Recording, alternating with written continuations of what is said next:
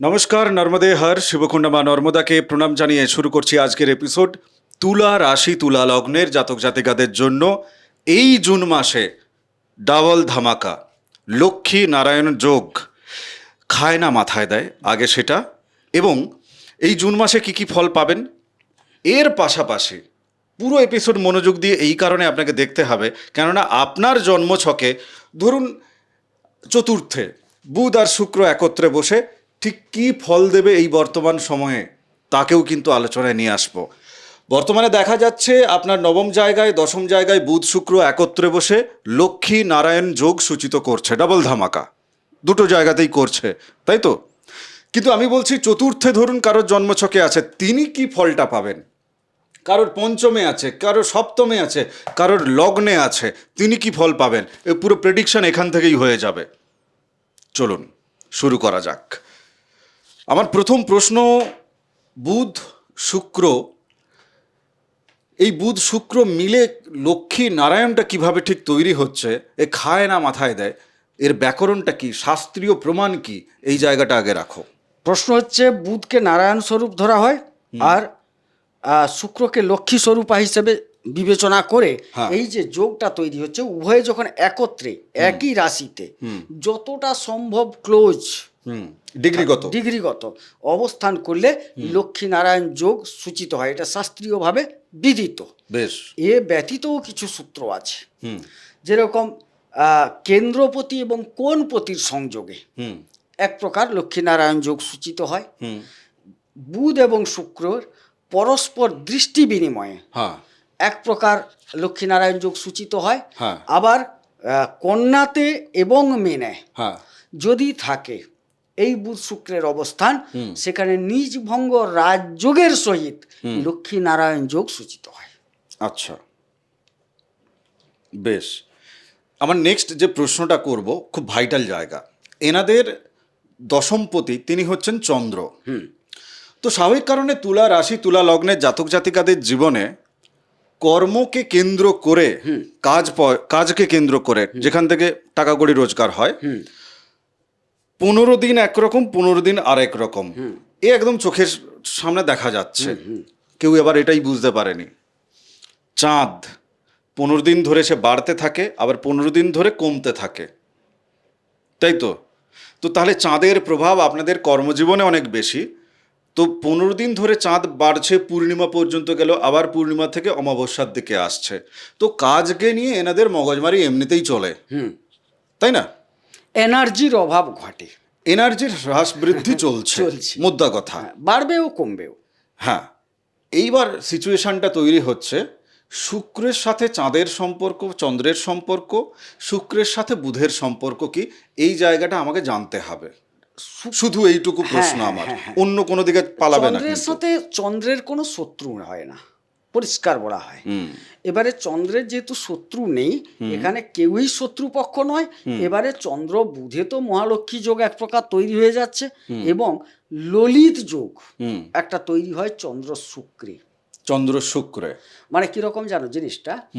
জলটা যখন থাকছে চন্দ্র, জলটা জমে যখন বরফ হচ্ছে শুক্র। আচ্ছা, ব্যাপারটা তাইলে কি হচ্ছে, ওইখান থেকেই একটা গাঢ়ত্ব ব্যাপারটা। এটাকে অনেকে অন্যভাবেও গ্রহণ করেন। যেরকম দুধটাকে আমরা সবসময় দেখছি কি চন্দ্র, দইটাকে কিন্তু আমরা দেখছি শুক্র। শুক্রকে ঠিক করতে হলে দইয়ের ফোঁটা লাগাও। অর্থাৎ তরলটা যখন জমাট বাঁধে, সেটা চন্দ্রটা শুক্রে পরিণত হয়। আচ্ছা, ব্যাপারটা এইরকম। তাইলে সেই জায়গায় চন্দ্র শুক্র, চন্দ্র বুধ আর মানে একসাথে যখন থাকবে, এক কথায় বলি, যারা ললিত কলার সাথে যুক্ত, মানে কলা বিভাগের সাথে যুক্ত, এক কথায় কাজে শিল্পের ছটা অনেক বেশি, ওরা কিন্তু সে বিষয়ে প্রচুর প্রচুর পারদর্শী। হ্যাঁ, এবার কারোর মনে হবে যে না, আমার তো চন্দ্র শুক্র আছে, তার সাথে রাহু আছে, ও যোগাযোগ করবেন, ওখানে সার্জারির দরকার আছে, ওদিকে যাবোই না, আলোচনা ঘেঁটে যাবে। মানে এই যে লক্ষ্মী নারায়ণের যে একটা লালিত্য না, তখন মুখ থেকে অন্য কিছু বর্ষণ হয়ে যাবে। আমি প্রথম যে প্রশ্নতে এবার যাব সেটি হচ্ছে যে, বুধ শুক্র নবমে বসে জুনের প্রথম সপ্তাহ আমাদের এপিসোড যেতে যেতে খেয়ে গেল ওনাদের। তো এটা প্রমাণ আপনারা পাবেন। কিন্তু এই যে বুধ শুক্র যখন দশমে আসছে জুনের লাস্ট উইকে 24 তারিখ থেকে, যেটা তুমি প্রত্যেকটা এপিসোডেই বলছো, ঠিক কি ফল পাবে এইটুকুই আমি জানতে চাই, ব্যাখ্যা নয়, শুধু ফল। ফল এখন তুমি 100টা পয়েন্টে বলতে পারো। আমি বলছি প্রথমত কাজের জায়গায় সুমধুর পরিবেশ পাবে। আচ্ছা। এক, কাজের জায়গায় শৌখিন একটা বিষয় উঠে আসবে। অর্থাৎ কাজ তো সবাই করি, বিভিন্ন কাজ। এবার কাজের মধ্যে দেখো কোনো রকম শেষ করা, আবার কাজটাকে সুচারুভাবে শেষ করা, দুটোর মধ্যে ফারাক আছে। আবার কাজের মধ্যে একটা লালিত্য দেখা যাবে। যেরকম একটা কাজ কমপ্লিট করা যায়, কিন্তু মন দিয়ে সুস্থভাবে সুন্দরভাবে কমপ্লিট করার একটা প্রবণতা তৈরি হবে। কাজের জায়গায় পদোন্নতির সম্ভাবনা, কাজের উন্নতির সম্ভাবনা, কর্মে নিজেকে নিয়োগ করার যে মনোবৃত্তি সেটার সম্ভাবনা দেখতে পাওয়া যাবে। এবং কর্মস্থলে সুমধুর বাক্যের দ্বারা অপরকে, বসকে কেন তার আছে না, ওটা যাওয়ার দরকার নেই। আচ্ছা, বসকে ভাঙবে না, তিনি মানিয়ে নিতে পারবেন, বুঝে তার বক্তব্যটা বোঝাতে পারবেন। শুধু বোঝাতে পারবেন না, বিভিন্ন উপমার সহকারে বোঝাতে পারবেন। বেশ, ব্যাখ্যায় নয়, ব্যাখ্যা যাদের প্রয়োজন আছে সেক্ষেত্রে কিন্তু শিক্ষা যোগ হয়ে যাবে আবার, তো তখন যোগাযোগ করে নেবেন। আচ্ছা, যারা বাড়িতে থেকে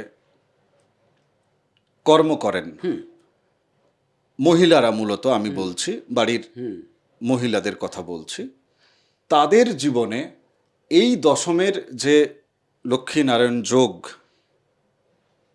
কি কি এফেক্ট দেবে, আমি কিছু কর্ম তোমাকে বেঁধে দিই বাড়িতে।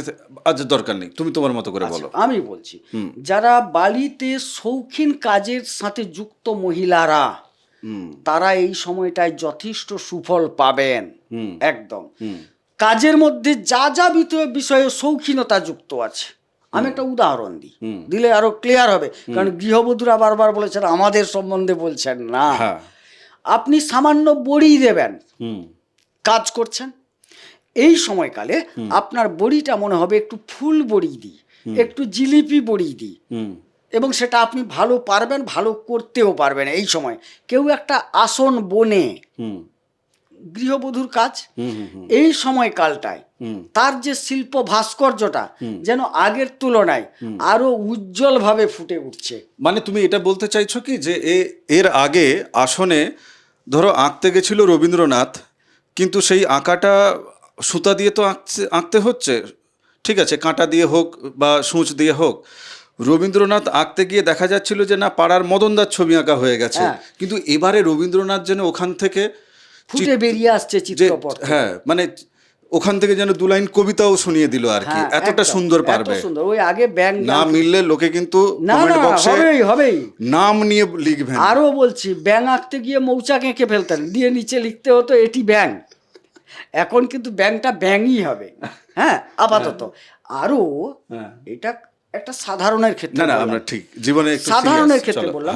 কিন্তু যাদের চতুর্থে এই মুহূর্তে এই লক্ষ্মীনারায়ণ যোগ আছে, মানে জন্মছকে চতুর্থে যাদের আছে, যে সব গৃহবধূর প্রশ্ন, তাদের ক্ষেত্রে এই যে প্রভাবের প্রকাশ, সেটা কিন্তু বাস্তবে পরিণত হবে অধিক মাত্রায়। হ্যাঁ, ব্যাখ্যা দেবে না, আমার প্রশ্নের শুধু উত্তরটুকু দেবে। ব্যাখ্যা তুমি তোমার মাথায় করে নাও, ক্যালকুলেশনও করে নাও, আমি যেদিকে যাচ্ছি তুমি বুঝে যাবে। ধরো কিছু কিছু গৃহবধূ বা মহিলারা, তারা যখন নিজের থেকে কিছু করতে চাইছে, এবং এই সময়ে শুধু নয়, এর আগে থেকেই তাদের শুরু হয়েছে কিছুটা রেশ, পারিবারিক জায়গা থেকে তাকে বলছে যে তুমি কি মানে টাকা পয়সা নষ্ট করে ফেলবে, তুমি কি পারবে, কেন যাচ্ছ বেকার। এবং উনি প্রবল পরাক্রমে উনি কর্মের দিকে উনি এগিয়ে চলেছেন, এবং সেই নিয়ে একটি অশান্তি, সেই নিয়ে উত্তেজনা ইত্যাদি ইত্যাদি। এমনও অনেকে পাবেন, আবার অনেকে পাবেন যে তার পরিবারের লোকজন, স্বামী তাকে বা স্ত্রী তাকে হেল্প করছে যে না তুমি করো। এবার আমার বক্তব্য হচ্ছে, যারা হেল্প পাচ্ছে না স্বামী বা স্ত্রীর, তারা কি এখন পাবে? এই জুন মাসে এই যে লক্ষ্মী নারায়ণ যোগটি তৈরি হলো, মানে দেখা গেল যে নারায়ণই বাধা দিচ্ছে লক্ষ্মীকে বলছে না না তুমি যেও না, তুমি পারবে না, এইরকম সিচুয়েশনটি কি হয়ে যেতে পারে? না, এখন সাহায্য পাবে। এখন আপনারা সাহায্য পাচ্ছেন? অবশ্যই পাবেন। আচ্ছা, এর কাউন্টার একটা পার্ট প্রশ্ন আছে, সেক্ষেত্রেও তুমি ক্যালকুলেশন পেয়ে যাবে যে কোথাও এই যে তাড়াহুড়ো করে লক্ষ্মীকে নিয়ে আসা বা নারায়ণকে নিয়ে আসা বা লক্ষ্মীনারায়ণ যোগের ফল পাওয়ার জন্য কিছু একটা উদ্যোগী হয়ে যাওয়া বা সফলতার পেছনে অতিরিক্ত ছুটতে গিয়ে পরে মানে সিচুয়েশনটা আবার বিগড়ে যাবে না তো? না, আশা করি বিগড়াবে না। কারণ আশা করি বলতে ওনার তো আমি কুণ্ডলী দেখিনি, গোচর বলছে বিগড়াবে না, বলছে বিগড়াবে না। গোচর বলছে বিগড়াবে না। যদি আপনার জন্মছকে রাহু ঠিকঠাক থাকে তাহলে খেলা বিগড়াবে না, নইলে বিগড়াচ্ছে। নেক্সট যেটা বিষয়, ধরো কারোর এই লগ্নে জন্মছকের সাথে মেলাচ্ছি, লগ্নে বুধ আর শুক্র একত্রিত হয়ে বসে আছে, তো এই ব্যক্তি এই জুন মাসে কি চলছে এনার জীবনে? একটু গৃহবুদ্ধি নিয়ে বলি, অনেক জায়গাটায় ওনারা কেন পুরুষ যারা বলছি। বাইরে কর্মটর্ম করছে তাদেরকে না, নিয়েও না, বলো। বলি আমার এই মুহূর্তে দশমে তো, হ্যাঁ, দশমে তৈরি হয়েছে, আর তুমি বলছো লগ্নে যাদের আছে, জন্মকুণ্ডলিতে বুধ শুক্র একত্রে ব্যাস, আছে। ব্যাস। আমাকে দশম থেকে লগ্নের কানেকশন করতে হবে। প্রথমে গৃহবধূতে গেলাম কেন, বাড়ির মেয়েটার দিকে যাচ্ছি কেন? হ্যাঁ, পার্লার সংক্রান্ত কাজ, বিউটি পার্লার, বিউটি প্রসাধনী শিল্প, প্রসাধনী দোকান বা শিল্প, প্রসাধনী কর্ম, সাজুগুজু, ললিত কলা। এতদিন পর্যন্ত গানটা গাইতেন পাড়ার সেই স্টেজে রবীন্দ্র জয়ন্তীর দিন, সেখানে গানটা গাইছিলেন। আজকে হয়তো কিছু জনের মনে দাগ কেটেছে, বলে না পাড়ার টেবিল থেকে একটু অঞ্চল টেবিলে নিয়ে যাওয়া হোক। এই সুযোগ সুবিধা এইগুলো কিন্তু ধরা দিতে চলেছে। क्या बात है। আচ্ছা, গেল মেয়েদের ব্যাপার। এবারে ছেলেদের ব্যাপারে বলি, এই সময়কালটায় যারা শিক্ষা জগতের সাথে যুক্ত আছেন তাদের প্রকাশ বিকাশের একটা বড় সময়। কিন্তু শিক্ষা জগতের সাথে মানে মানে পঠন পাঠন, দান করা, কাউকে পড়ানো ইত্যাদি ব্যাপার। শিক্ষকতার বিভিন্ন দিক আছে, টিউশন পড়াচ্ছেন, গতানুগতিক পড়াতে পারেন, কিন্তু তার বাইরে বিশেষ করে যদি বুদ্ধি ব্যক্তি যে মধ্যে থাকে, যেরকম কেউ হয়তো গণিত নিয়ে পড়াচ্ছেন, হ্যাঁ, কেউ হয়তো গানের টিউশন করছেন, কেউ হয়তো নাচের টিউশন করছেন, বা ওই জাতীয় কাজের সাথে যুক্ত অন্যান্য ক্ষেত্রে, তাদের ক্ষেত্রেও ভালো ফল পাওয়ার সম্ভাবনা। ধর্মকর্মের দিকে মন যাচ্ছে এখন? হ্যাঁ, একটু আধটু তো যাবেই, কারণ দুই মহাগুরু একদম বসে আছেন দশম স্থলে। যারা আবার পৌরোহিত্য কর্ম করেন, যজন যাজন কর্ম করেন, বা কোনো গুরুগিরি করেন, আধ্যাত্মিক কর্ম করেন, তাদের এই সময়টা ভালো। এই সময়কালে হ্যাঁ অবশ্যই। তোমার প্রশ্ন নিরিখে তার লগ্ন বা রাশিতে বসে আছে, এখন দশমে অ্যাক্টিভ হয়ে গেছে, কারণ দুটো জায়গা তো এত এখন একটা পাঞ্চের ব্যাপার আছে, ভালো ফল পাবেন। আচ্ছা, ধরো কারোর বুধ এবং শুক্র পঞ্চমে আছে একত্রে জন্মছকে, তাহলে সেই ব্যক্তি এখন তাহলে প্রতিষ্ঠা সফলতার যে জায়গাটা প্রবল ভাবে পাচ্ছে নাকি? হ্যাঁ, প্রবল পাচ্ছে বলতে কি, হ্যাঁ, বুধ শুক্রের কর্ম যারা করছেন, কথাটা খুব বুঝবে, বোঝাও। বুধ শুক্রের কর্ম, যেরকম কলা শিল্প, বুদ্ধিবৃত্তি, বাক্যবৃত্তি, লেখনী বৃত্তি, হ্যাঁ, এই যে জাতীয় জায়গাগুলো, এই জায়গার মানুষ প্রবল পাবেন। অন্যান্য যারা আছেন তারা কিঞ্চিত কম পাবেন, কিন্তু পাবেন, ভালো পাবেন। এই বৃত্তির সাথে যারা যুক্ত তারা বেশি পাবেন। হ্যাঁ, অবশ্যই। আর অন্যেরা অবশ্যই প্রতিষ্ঠা পাবেন, সফলতা পাবেন, এদের তুলনায় কিঞ্চিত কম। আমি একটা কথা এক্ষেত্রে পরিষ্কারভাবে রাখি, বুধ শুক্রের যে ভালো ফলগুলো আমরা আলোচনা করছি, আপনার জন্ম ছকে বুধ শুক্র কিন্তু কোন কোন জায়গায় বসে থাকলে ভালো ফল এমনিতেই দেবে, মানে ভালো জায়গাতে বসে আছে সেই জায়গাটা একটু ক্লিয়ার হয়ে যাক। কেননা বা বুধ শুক্র যদি ডিগ্রিগত জায়গা, দাদা তো প্রথমেই বলেছে, তো ওই মানে নেগেটিভ প্যারামিটারগুলো হয়ে গেলে তাহলে ফল এতটা ভালো আপনি পাবেন না। কোন কোন জায়গায় বুধ শুক্র একত্রে বসে থাকাটা এনাদের জন্য এমনিতেই ভালো, আচ্ছা, যখন দশা অন্তর্দশা আসবে আপনি কিন্তু ভালো ফল পেয়ে যাবেন। একদম, সেটা একটু বলে দাও। আমি বলি, আমাকে আগে একটু ব্যাখ্যায় যেতে হয়, না হলে অনেকে ভাই জ্যোতিষী জানেন, তারা আমাকে গালাগালি করবে। না, তুলার তো জ্যোতিষীয় জ্ঞান আছে, যার জন্যই বললাম ব্যাপারটা। একদম তাই। আচ্ছা, কেন্দ্রকে রিপ্রেজেন্ট করে নারায়ণ ধরা হয়, না কেন্দ্রটাকে নারায়ণ ধরা হয়, কোনটাকে লক্ষ্মী ধরা হয়। তাইলে এখানে নারায়ণ লক্ষ্মীর সন্নিবেশ 1, 4, 7, 10, এই জায়গা 9, 5 আর একাদশে সবাই ভালো। এই ঘরগুলো থেকে ভালো ফল প্রাপ্তির সম্ভাবনা। এই ঘরের মধ্যে আবার এই ঘর তো হলো, এটা তো নাম্বার দিয়ে দিলাম। এই ঘরের মধ্যে যদি কোনো কারণে বৃষের রাশি ঘর, মিথুনের ঘর, কন্যার ঘর, তুলার ঘর এবং মীনের ঘর পড়ে যায়, তাইলে কিন্তু একদম সোনায় সোহাগা, সোনাই সোহাগা। একদম।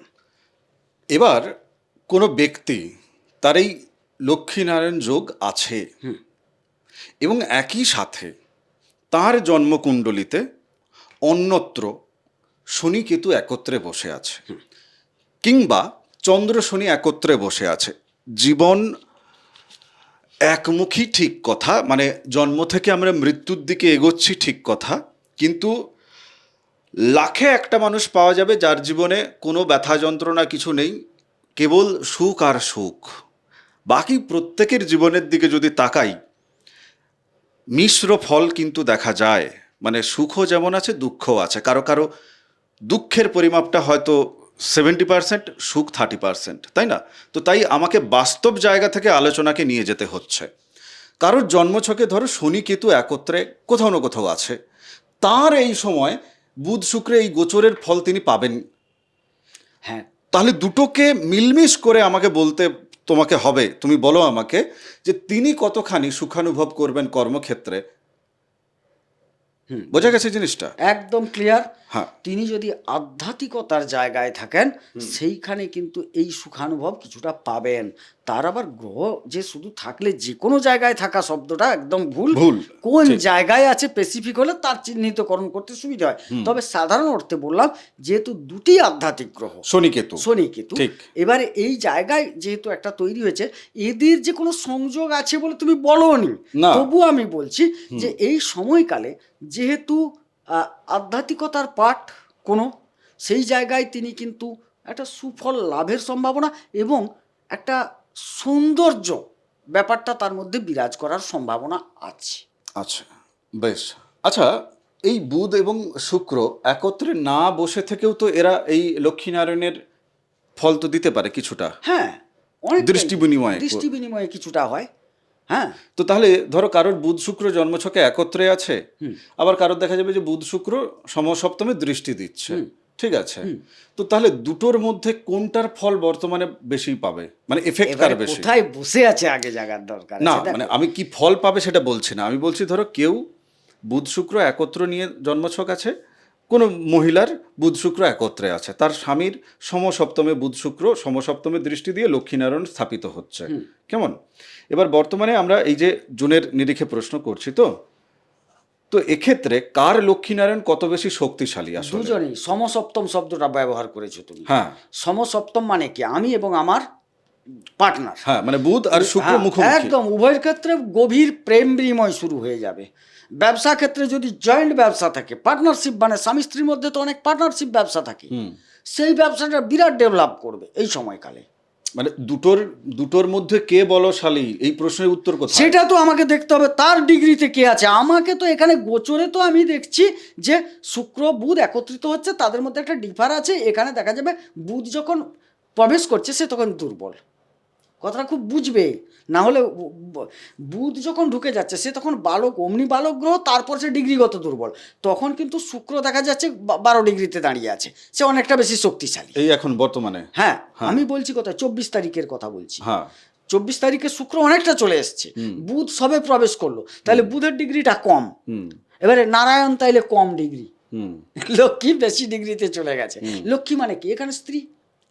নারায়ণ বলতে পুরুষ। লক্ষ্মী মানে এক্ষেত্রে শুক্র আপনি নিজেই, ঠিক আছে? আমার মানে আপনাকে ওনাকে একটু করে নিতে হবে। এবারে প্রশ্ন হচ্ছে এই জায়গায় যে ডিগ্রি, বুদ্ধিটাকে একটু বেশি পরিমাণ কাজে লাগাতে হবে। বুদ্ধি হচ্ছে বুধের।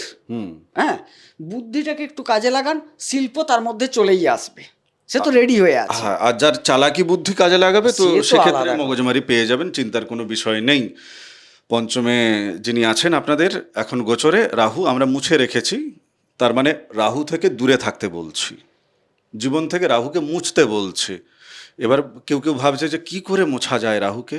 না না, ওই যে রাহুকে ইরেজার আছে মুছতে, ওনার কাছে। রাহুকে মুছতে বলা ভুল।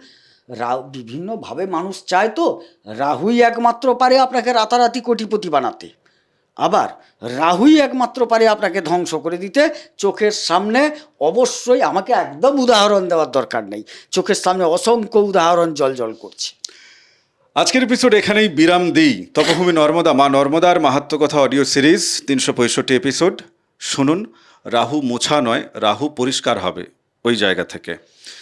মা নর্মদার নর্মদাষ্টকম বুধ আপনাকে বলছে নিতে, আমাকে হোয়াটসঅ্যাপ করে মেসেজে ফ্রি অফ কস্ট পাবেন আপনি। বুধ বলছে আপনাকে যে প্রদীপ সাহুকে মেসেজ করতে নর্মদাষ্টকম দেওয়ার জন্য। রোজ পাঠ করুন। সবিন্দু সিন্ধু শুষ্কল তরঙ্গ ভঙ্গ রঞ্জিতম দিশস্যু পাপ জাত জাত কারিবারি সংযুতম কৃতান্ত দূত কালভূত ভীতিহারি বর্মদে ত্বদীয় পাদ পঙ্কজম নমামি দেবী নর্মদে। ভীতিহারি, ভয় হারিয়ে যাবে, ভক্তি আসবে। চ্যানেল সাবস্ক্রাইব করুন। ভালো থাকুন। নমস্কার। নর্মদে হার। নর্মদে হর।